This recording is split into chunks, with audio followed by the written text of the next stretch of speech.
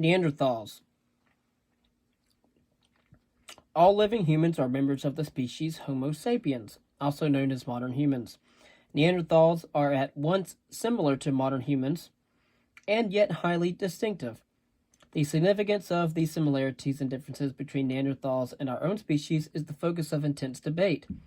There is some difference in the cranium capacity, but as far as culture is concerned, things are quite different. Some scientists argue that the similarities are so strong that Neanderthals must be merely a subspecies, Homo sapiens neanderthalensis, of our own. Others argue that despite the similarities, the differences warrant the creation of a distinct species, Homo neanderthalensis, for the Neanderthals.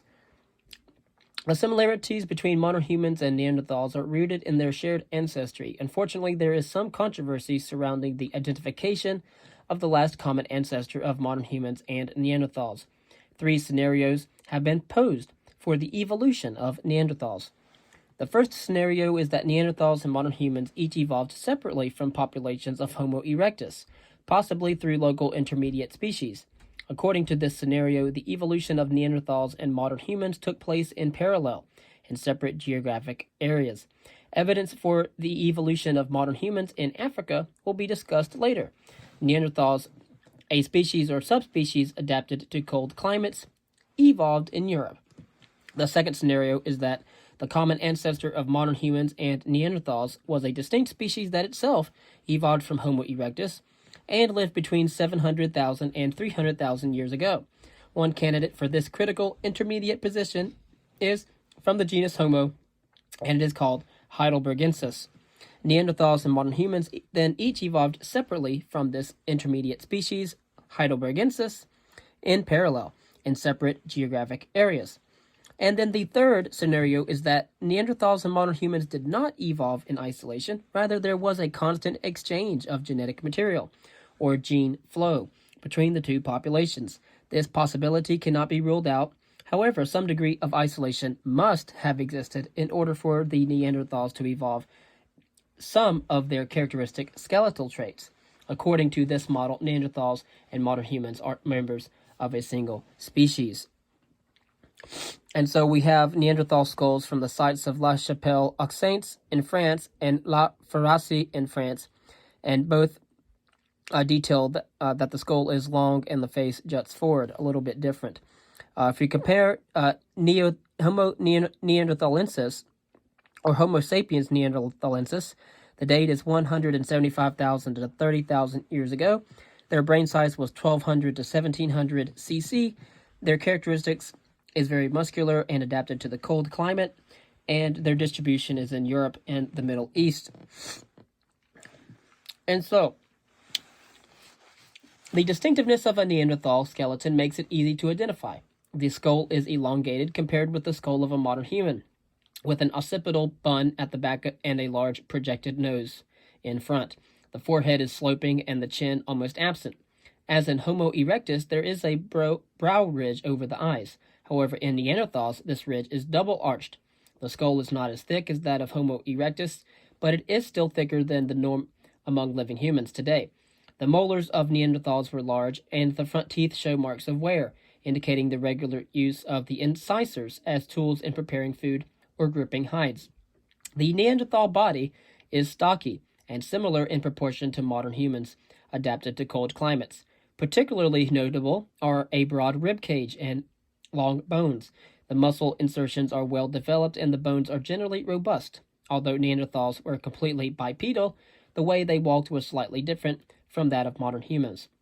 The overall impression one forms of Neanderthals is that they were very strong and well adapted to cold climates. Among the features tied to a cold weather adaptation are the projecting face and large nose. These features distinguish Neanderthals from both Homo erectus and modern humans, Homo sapiens sapiens. Studies of fossil remains of Neanderthal children indicate that many of the characteristic Neanderthal features developed quite early in childhood. The brains of Neanderthals were within the size range of those of modern humans, between 1200 and 1700 cubic centimeters. This is considerably larger than the brain of Homo erectus. If Neanderthals and modern humans each evolved independently from Homo erectus, then the increase in brain size took place as a parallel process in the two lineages. Alternatively, the large brains of Neanderthals and modern humans could be derived from a large-brained common ancestor, such as Homo antecessor, or the parallel evolution of larger brains could be the product of gene flow. The evolution of the brain in the Neanderthal lineage is critical to assessing Neanderthal behavior. If Neanderthals evolved larger brains independently from modern humans, then there is a possibility that, despite being the same size, modern human and Neanderthal brains are significantly different in organization and cognitive capacity. The idea that Neanderthals might have differed cognitively from modern humans has intrigued many researchers as well as scholars. One proposal is that Neanderthals lacked the cognitive capacity for language, as well as the anatomical apparatus to produce speech. Much of this argument is based on the shape of the Neanderthal cranium base, which is flat in comparison to the flexed morphology of modern human skulls. But because the soft tissue of the larynx is not preserved in the fossil record, it is very difficult to make conclusive statements about Neanderthals and their ability to speak. The only skeletal element incorporated into the musculature of the larynx is a very small bone called the hyoid bone. The discovery of the complete hyoid of a Neanderthal at the site of Kibara Cave in Israel has produced no evidence supporting the argument that Neanderthals were physically incapable of speech. And so, although they might have possessed speech, we do not know if they actually spoke.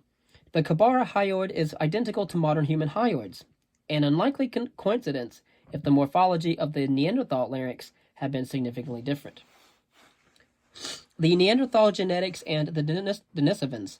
In 1999, scientists announced that they had succeeded in extracting and sequencing mitochondrial DNA from a Neanderthal fossil. Subsequently, nuclear DNA from a Neanderthal specimen from the site of Vendija Cave in Croatia was extensively sequenced by two research teams. One team was able to sequence 62,250 base pairs of the Neanderthal genome and derived a date of 700,000 years ago for the last common ancestor of Neanderthals and modern humans. The other team sequenced over 1 million base pairs and arrived at a date of 500,000 years ago for the split between the modern human and Neanderthal lineages. In 2008, the complete mitochondrial DNA sequence for the Vendija Neanderthal was published, followed in 2010 by the draft sequence of the Neanderthal genome. The comparison of this sequence with modern human mitochondrial DNA confirms the early date for the divergence of the Neanderthal and modern human lineages at roughly 650,000 years ago. The mitochondrial DNA sequence also suggests that the population size of Neanderthals was small. Genetic sequencing of a fossil finger bone found at the Denisova Cave in Siberia, dated between 50,000 and 30,000 years ago, suggests that there was an Asian species that was genetically distinct from both Neanderthals and modern humans. This is the first case where we know of a species based on genetic analysis rather than from fossil discoveries. Many questions remain about this enigmatic species, which has become to be known as the Denisovans, and currently their anatomy is only known from a single finger bone and two teeth. The teeth, one of which is shown in many museums and archives, do show distinctive morphology that supports the genetic evidence. It is interesting that there are also Neanderthal fossil remains found in Denisova Cave as well. Fossils of both species are found in different subphases of layer 11, but it is not clear that the Denisovans and Neanderthals were there at precisely the same time. They probably just used the same cave. The genetic sequence of the toe of a Neanderthal woman found at Denisova suggests that this woman's parents were closely related, perhaps even half-siblings, sharing the mother. The analysis also suggests that there was limited gene flow between Neanderthals and Denisovans. To construct a chronology and ecology, the oldest fossil that can be clearly classified as a Neanderthal was discovered at Baiac-Saint-Vaast in northern France. Baiac has been dated to 175,000 years ago by means of thermoluminescence dating. A possible older date has been proposed for a Neanderthal fossil found at the Uringsdorf site in eastern Germany, which has been dated between 200,000 and 250,000 years ago. The Baiac and Uringsdorf fossils suggest that Neanderthals first appeared in Europe in the latter part of the interglacial oxygen isotope stage 7. The most recent date for a Neanderthal fossil is roughly 30,000 years ago from sites such as the Mezhskaya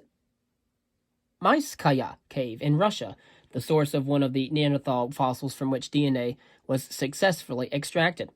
Neanderthals thus lived through two complete glacial cycles, beginning with interglacial oxygen isotope stage 7 and ending with glacial oxygen isotope stage 3. Neanderthals survived through rapidly changing climatic conditions, including the deep glacial advances of oxygen isolation stage 6 and the very warm conditions of the early part of the interglacial oxygen isotope stage 5. Neanderthal fossils have been found across a wide area stretching from Western Europe to Central Asia. The southern limit of the distribution of Neanderthal fossils is in the Middle East. No Neanderthal fossils have been found in either Africa or East Asia.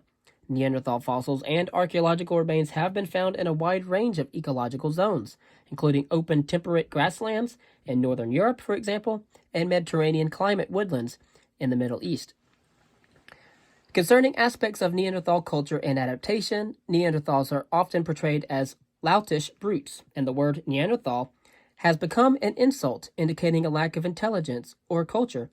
Our fascination with Neanderthals might be the result of their status as both similar to and different from living humans. Archaeological research presents a subtle picture of Neanderthal culture and adaptations. The archaeological period during which Neanderthals occupied Europe and the Middle East is known as the Middle Paleolithic, or the Middle Old Stone. Concerning the stone tools of the Middle Paleolithic, Neanderthals only rarely made hand axes. After having been a central part of the hominin toolkit for over 1 million years, hand axes rapidly disappeared from the archaeological record around 200,000 years ago. Rather than fashioning bifacial tools from cobbles or very large flakes, Neanderthals made tools by retouching the edges of flakes. The flakes used by Neanderthals as tools were not made haphazardly, however. The dominant approach to tool manufacture during the Middle Paleolithic is known as prepared core technology, a technique in which the person making the tools carefully shaped the core in order to control the form of the flakes produced. Again, the predominant approach to tool manufacture during the Middle Paleolithic was prepared core technology, a technique in which the person making the tools carefully shaped the core in order to control the form of the flakes produced. Within the narrow range of Neanderthal stone tool technology, there is surprising diversity. With some important exceptions, the Lower Paleolithic is characterized as showing a great deal of uniformity across broad geographical areas and long time scales. This is not the case for the stone tool industries made by Neanderthals, which show a great deal of variation, both in the location and nature of the retouching and in the shape of the flakes on which the tools were made. The study of variation in Middle Paleolithic stone tools has played a critical role in developing archaeological methods of artifact analysis. Understanding these tools is key to understanding Neanderthal adaptation, Neanderthal culture, and Neanderthal cognition. In the early 20th century, excavations of Neanderthal sites in Europe were undertaken on a massive scale. Layers were described on the basis of particularly characteristic artifacts that became known as fossil directors. In most cases, the bulk of the material recovered was simply discarded as irrelevant. This approach to the excavation of Middle Paleolithic sites changed drastically, however, due to the pioneering efforts of the French prehistorian Francois Bordes, who worked to improve excavation methods and to create a more fine-tuned stratigraphic division of sites. In his excavations at the sites of Combe, Grenal, and Pec de Laz, he divided the stratigraphic sequence into dozens of well-defined levels. He was also dissatisfied with the characterization of the archaeological content of a layer on the basis of so small a number of tools as the fossil directors. By creating a detailed list of tool types, or a typology, and counting how many of each type were found in a particular level, Bordes was able to quantify the totality of the tools found in that level. On the basis of his excavations and quantitative studies, Bordes identified a series of distinct types of Middle Paleolithic industries.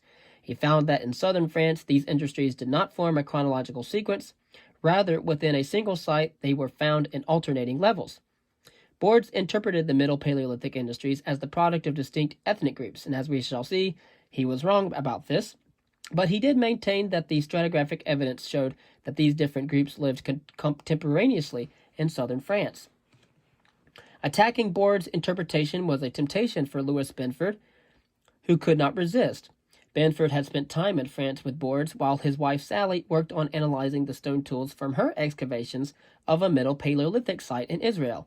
Both Benfords had an enormous respect for Board's analysis, but found his interpretation fundamentally flawed. Benford could not accept that variation in the types of tools found on sites was the result of ethnicity during the Middle Paleolithic. He argued that it was far more plausible and possible that the tools found in a level reflected the activities that took place there. Different tools would be used depending on the purpose of the site, whether for the preparation of hides for butchery or, as Boards joked, for peeling carrots. But for Benford, the idea of Neanderthal ethnicity was an illusion built of Board's biases. As Louis Benford and Boards squared off, the study of Middle Paleolithic stone tool variability became an archaeological cause of celebration, pitting the traditional European archaeologists against the brash American new archaeologists. Ultimately, it became a classic debate over the relative importance of culture and biological adaptation in archaeology. However, a number of studies have emerged that undermine some of the central arguments of both Benford and Boards. Paul Mellers studied the sequences from southern France and reached the conclusion that the variants Boards identified are for the most part found in a chronological sequence. Contrary to Boards, Mellers did not find evidence that these variants were contemporaneous. Boards' vision of neighboring ethnic groups is not supported by the data. Benford's picture of sites reflecting particular activity areas suffers as well, unless one imagines that a hide working period was followed by a butchery period.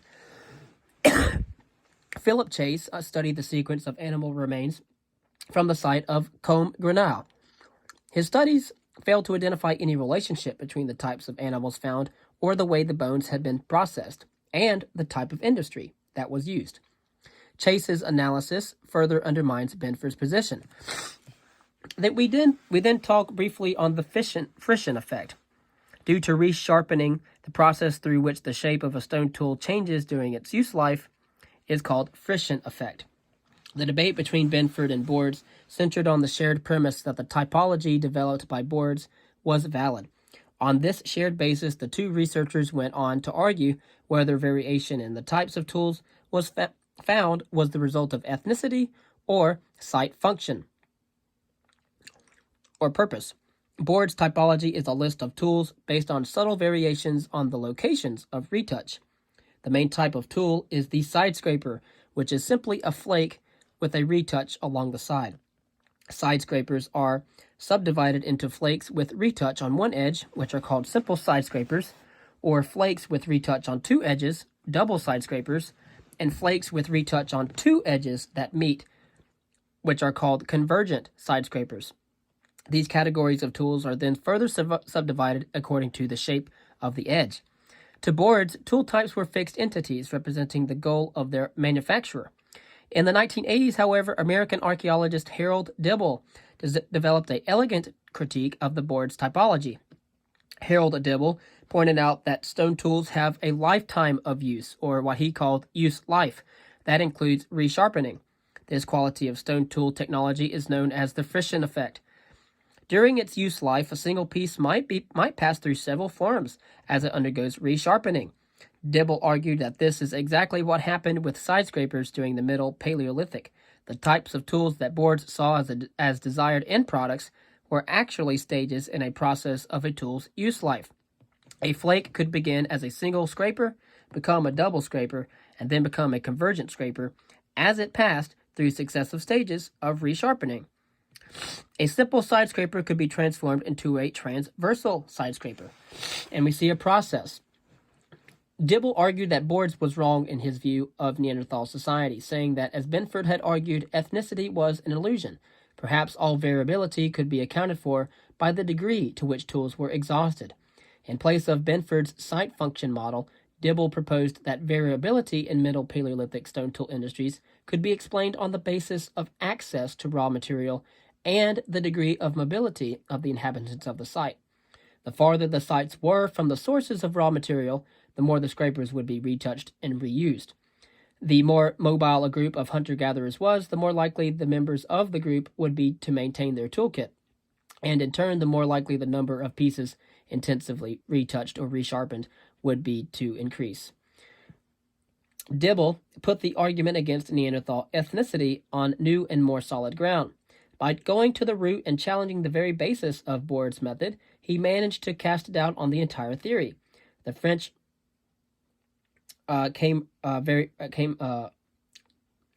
riposte became very rapidly. To arrive at the types of flakes found on Neanderthal sites, one has to know what one is doing. The same, then, must have been true of Neanderthals. But what did they know? The answer to this question crystallized in the study of stone tools from the site of Biac-Saint-Vaast, carried out by Eric Bode. It was clear that the stone tools at Biac-Saint-Vaast were produced by a prepared core method called the Levallois method, recognizable from its characteristic products. The flakes produced by this method are very large and regular, and usually have quite a sharp cutting edge. Like Dibble, Bode was interested in getting at the process behind these types of tools, but for him, the process was one of manufacture rather than resharpening. It is useful to think of flint knapping as similar to a game of pool. In both pool and knapping, it is necessary to have a strategy, and this strategy involves controlling angles. In pool, it is the angles between the balls on the table and the angles between those balls and the pockets. In making stone tools, however, the control of angles allows the knapper to remove flakes of a desired shape and size. Of course, in both knapping and pool, it is also necessary to have the skill to put a plan into action. Bode suggested that in the Levallois method, the napper conceives of the core as two surfaces that meet at a plane of intersection. The surfaces are hierarchically related, with each playing a different function. The upper surface is the one from which the desired flakes are struck, while the lower surface provides the platform that receives the hammer blows for the removal of these flakes. The napper controls the shape of the Levallois flakes by shaping the convexity of the upper surface. By following these rules, Neanderthals were able to control the form of the flakes that they produced. As Bode and his colleagues applied this insight to Middle Paleolithic sites across Europe and the Middle East, it then became apparent that there might indeed be Neanderthal ethnicity, but not in the way that Bourds had thought. The methods used in making flakes and the resulting types of flakes vary significantly across time and space. Researchers now realize that there is much greater diversity in the way that Neanderthals made stone tools than they had imagined. One important example is a group of sites in northern Europe that have produced evidence for the manufacture of elongated flake tools, known as blades. Today, Neanderthal ethnicity refers to strongly held traditions in the way stone tools are manufactured. These traditions require that knowledge and skill be transmitted between generations by that of learning.